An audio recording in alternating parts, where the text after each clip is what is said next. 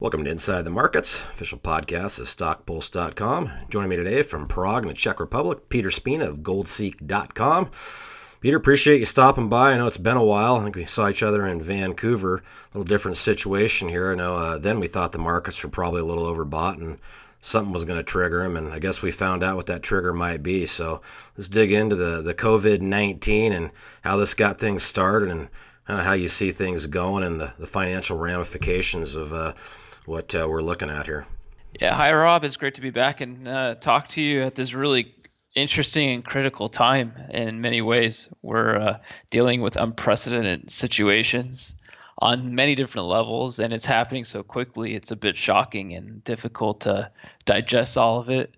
It's a really quickly moving situation, and kind of in the sense in the first, let's maybe address the economic impacts.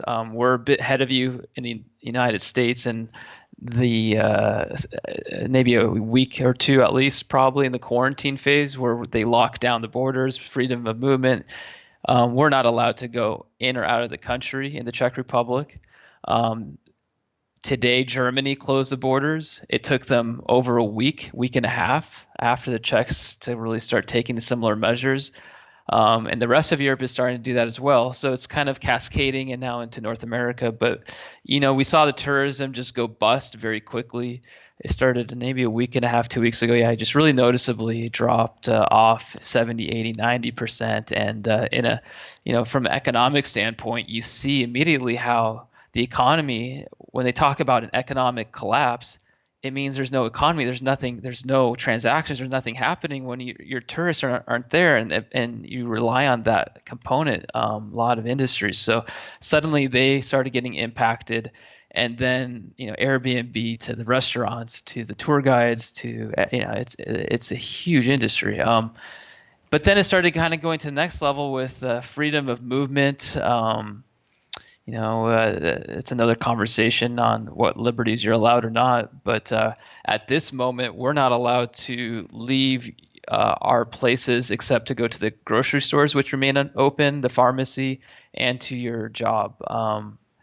And if you've been into certain countries, you have to stay at home. If you don't, you'll get faced with a severe fine, a couple $100,000, maybe 150,000 or so dollars, which is substantial, and for an average Czech person. So all of a sudden you have all these rules, and you can't conduct normal life. You can't. A lot of people are not making money. They have mortgage payments. So it starts cascading, and all of a sudden you have this deflationary impact in a world which we see in the United States and elsewhere. You're seeing the deflationary situation unfold. So yeah, you're starting to see this really bizarre situation take place where the economy just starts to go to a standstill, and that's coming to the United States. But yeah, I think before we go into the markets and so on, I just think what's happening in America, they should look over to see what's happening in the Czech Republic and Italy and other places, South Korea, because this is not something that's kind of new. It's been happening in the last months, and it's kind of a sad state to you look at back. It's hit China back in December or so, and you just nothing's been prepared. It just all of a sudden is unfolding in panic, and everywhere panic, and in Europe, the whole situation within the European Union is unraveling. There's a lack of trust, and nationalism comes right back. Borders close off, and people are not helping each other within the countries. In Italy, is a good situation to look at, but I think people in the United States will kind of be panicking a little bit more right now, and it'll start calming down as the new reality sets in. Yeah, and let's So I mean, again, you talked about the business of being shut down, professional sports being canceled. When will we feel this real impact? Right now, we're all, I think, kind of shell shocked at what's happening. Certainly, we've looked at the financial markets and argue that they were massively overbought to begin with and just waiting for really any event. So, no matter really what the health, risk is of this, we have to deal with the response, and you touched on the response, and coming to a country near you, certainly in the States and possibly by today.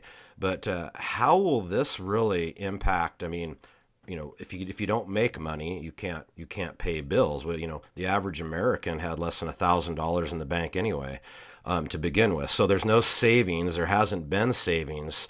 I don't want to use the word financial Armageddon, but boy, I tell you, I don't know much of a stronger word than that. I mean, every piece of value that was been put on the board by the Trump administration via the 401s and IRAs erased. When do we feel this, and what will the ultimate repercussions be, or is there any way to even tell?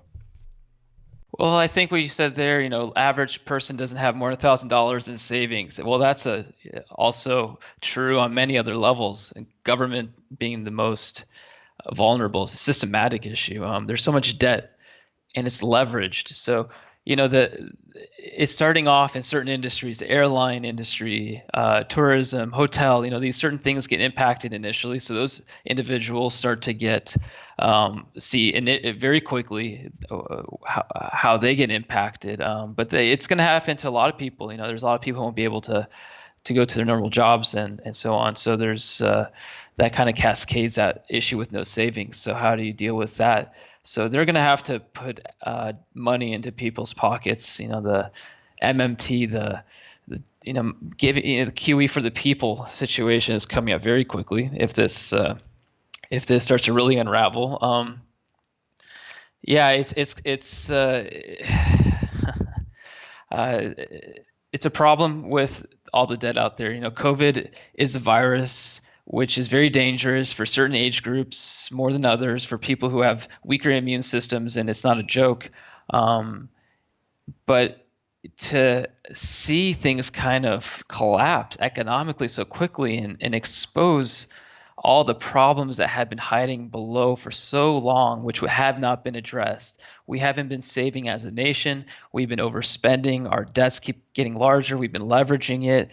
Rates are now 0% this morning. Banks no longer have to have any cash reserves. It's a very different world all of a sudden, and the risks have really, really increased. And it's really hard to see how this plays out, because inherently debt is deflationary, and deflationary situation comes about because people aren't able to pay back their debts that have come up, their rent and all this stuff, depending, if you on the individual to other corporate and other levels. But if you don't have cash flow and you can't pay back, it's a very bad situation. So they're gonna have to give money to the people. The Fed is doing other operations and so on. But it can really happen very quickly. The debt markets last week seized up, and it's suddenly. I don't understand actually how it's possible for some of these proposals to work out if we're looking at $3, $4, $5, $6 trillion in a deficit this year on these fiscal policies. And I don't know. The whole thing just seems absolutely absurd. It feels like it's coming apart. So they're trying to battle deflation with printing all this money and all these different responses, and at some point that's going to reflect in the value of the money. But for the short term in deflation, money, the U.S. dollar will become kind of scarce. It has been scarce. There has been a dollar shortage, so there is kind of a rush for liquidity. And that happens on all sorts of levels, investors to the individual. You don't have a job, so you start selling assets, you start selling your personal items, but all of a sudden the market collapses because who's got interest in buying something they don't really want right now? They stick to what you need, and then the market gets illiquid, and there's not the bids go weak, and all of a sudden a supply rush and prices collapse. So those things can cascade on itself very quickly. Yeah, let's get into this 0% and this $700 billion in QE. What does this spell to the market? Shouldn't this pave the way for gold? I mean, gold certainly took a massive hit, broke below 1,500, but I think we both agree the conditions are set that gold should thrive in this environment. But is that something that just it might just take a while to shake out? Well, before the price collapsed, gold was getting a lot of buying from hedge funds and large specs and small specs. So, it was record positioning in the paper market. You had just a lot of interest coming in, which was great. But when you have a general market collapse in equities and a rush for liquidity, all of a sudden you start selling your stuff, just like the others you're talking before. Personal items, you got to start selling off some things, and gold had liquidations coming in, and then it can cascade on itself. You have technical, stop losses getting executed. And then I also believe the bullion banks who are severely short were using that as an opportunity to knock it down even more and shake out in a liquid market. So now you get some very quick drops because you get these really quick liquidations in the futures market. A lot of that's resolving itself right now. I think gold has really good support down to maybe the 1350 to 1400s. We'll see where it ends up.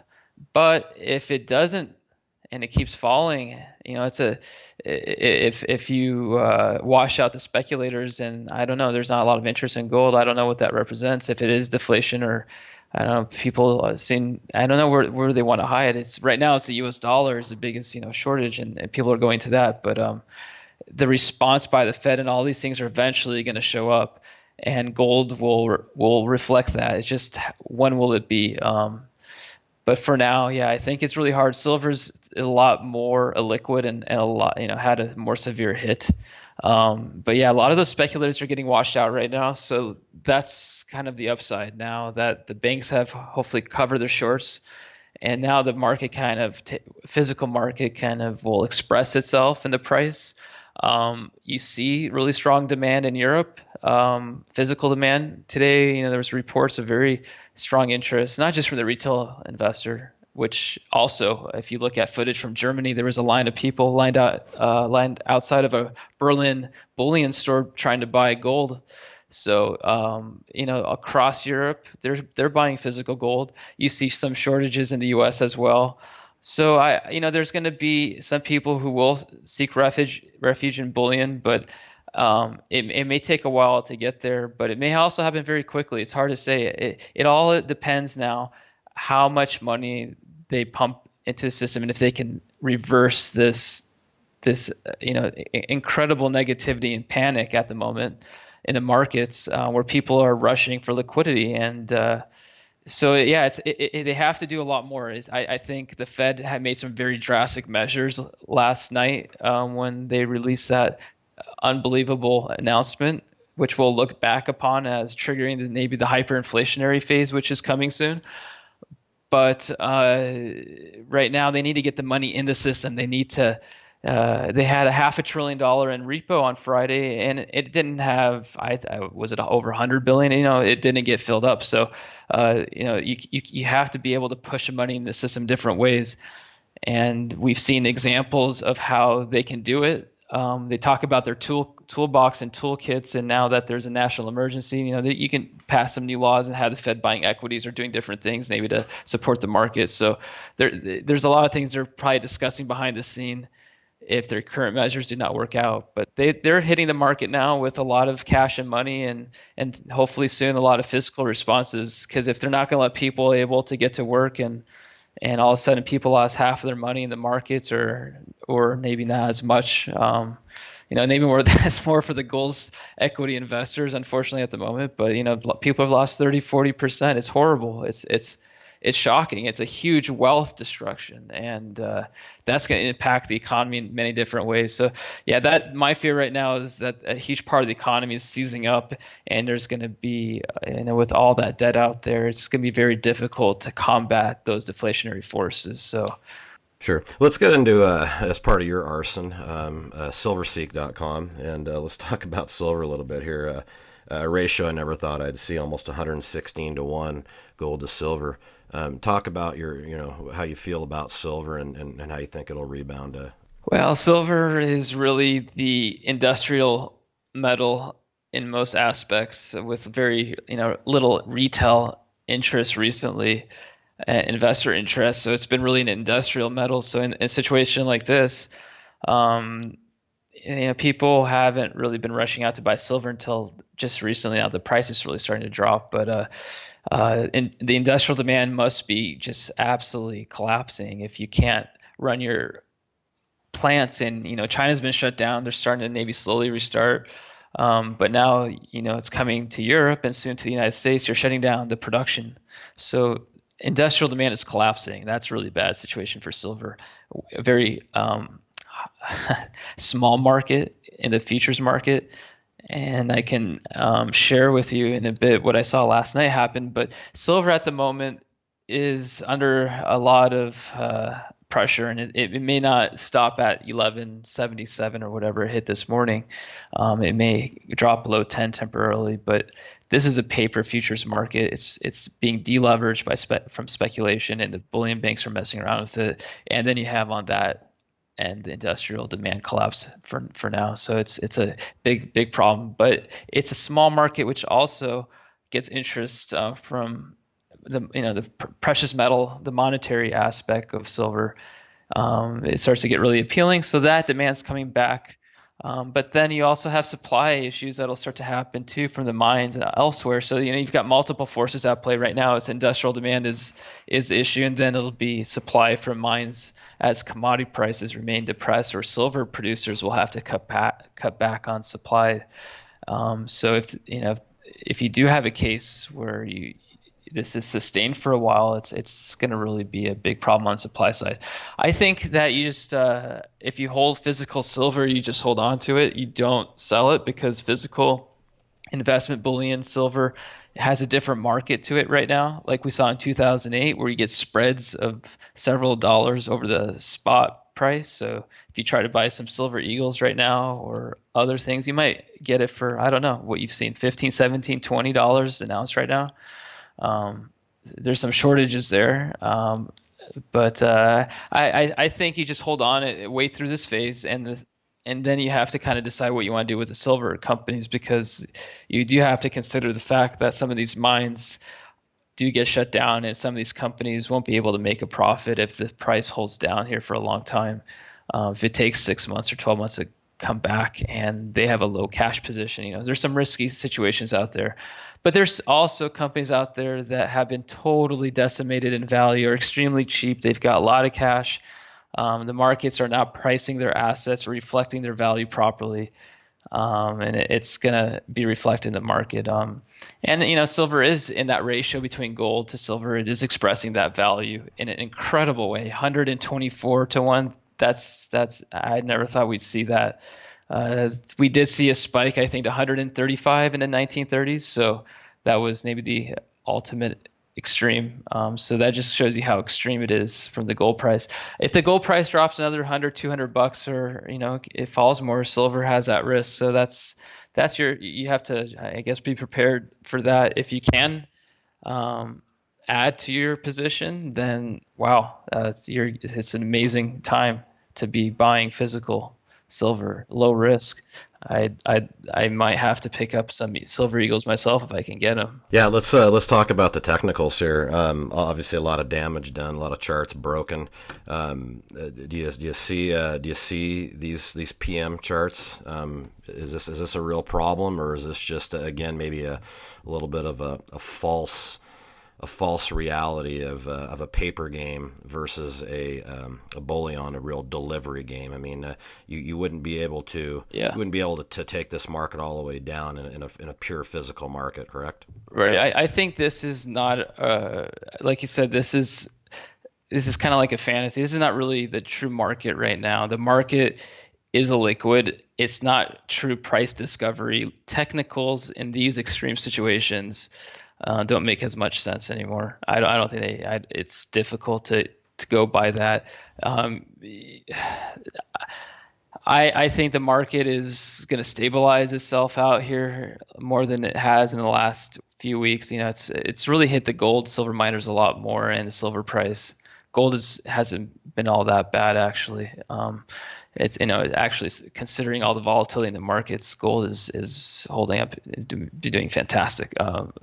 So anyway, I think for the The markets, they're illiquid. So yeah, you have a rush of people trying to get liquidity. They have margin calls are getting liquidated. There's no buyers. And you have, these general equity markets are just causing this panic. So um, I think the general equity markets have maybe another 10, 20, 25% downside risk. Maybe they washed everyone out at the open today, and that was maybe the final peak kind of washout. There's a lot of support and things that they can do. They can put a lot of liquidity out in the system, and next thing everything starts moving up really quickly again. And when the liquidity does return, gold and silver are going to take off. That's the next phase. First is deflation, and then is the inflation. Then the debasement of money will be expressed through the gold and silver price, because the amount of money they're talking about, the things that they're doing, the deficits, the amount of debt out there and everything, it's ridiculous. Where are you going to want to go to? You might seek refuge right now in the U.S. dollar because there's a shortage, but then what? You're not going to want to go to the euro.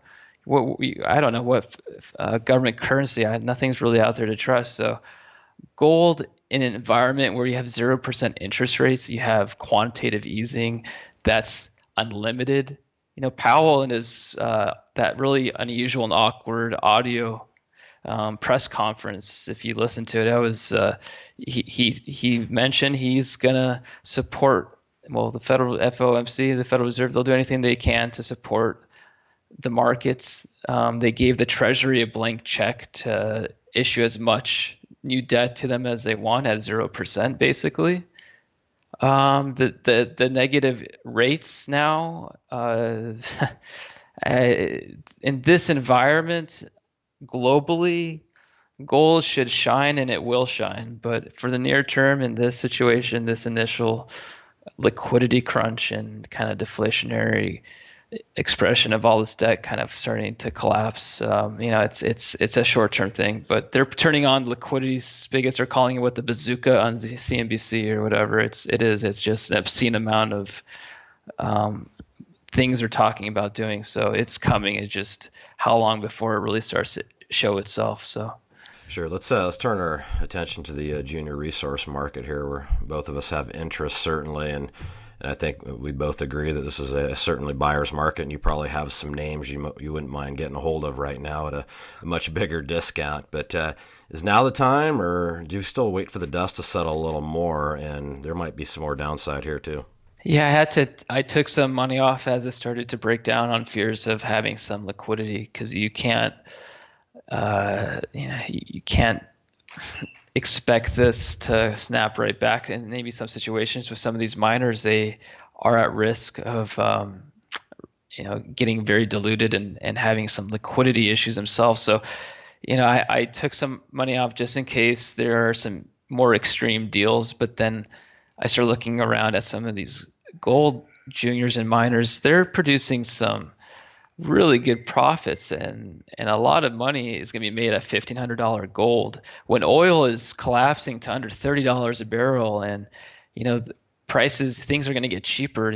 Their margins should do better and better. $1,500 gold, it should be a fantastic situation for a lot of these miners. So it's hard to sell those off. So I think the key is, at this time, you want to review all the companies you're invested in and see how much cash do they have.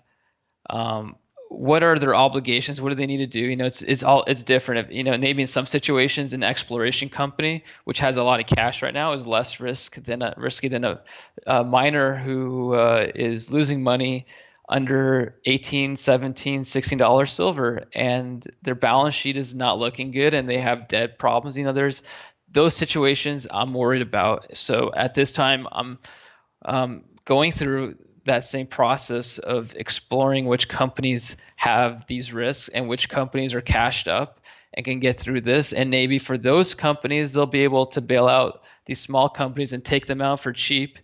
There's some huge opportunities when you have situations like this. It depends how you're positioned. So it's going to be very interesting now to see which companies really can be made in a problem, situation like this. If I was the CEO of some of these large mining companies, I think was it Newmont or Barrick, they're talking about share buybacks or something. What? Don't do that. Go buy some cheap asset. Yeah, stay in cash. If you have so much cash, you can buy some really cheap juniors out. And as an investor, yeah, you can make some amazing purchases if you can time this right. It's just a question, you don't want to maybe dive in 100% here, but start picking away if you have some cash. If you don't have cash and you're worried, about the near term, maybe it's not bad on a balance to take some money off and just have some cash on the sidelines, because if it does get worse, you can get some better deals. And then if the market starts to reverse very quickly, then you jump back in and you miss a bit of that run, and then you can go full back in.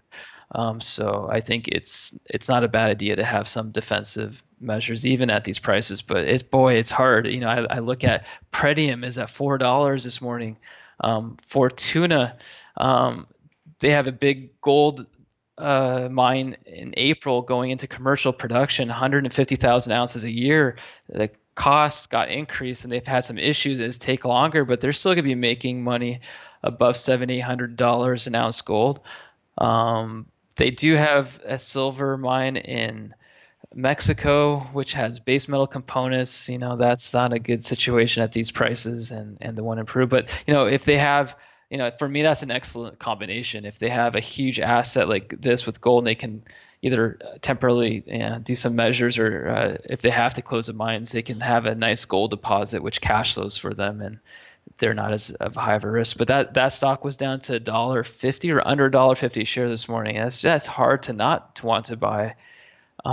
If you know that the gold price is not really going to collapse maybe more than another $100-200 before the current gold price. But yeah, you do have to be careful. And so it's a good time for investors to become investors. We all need to dig into the companies we're invested in and see where they're at. I think a rule too is some of the best investments you can make are the ones you already own, buying the companies you already own. There was you touched on it earlier about staying in cash or looking to possibly acquire, make an acquisition.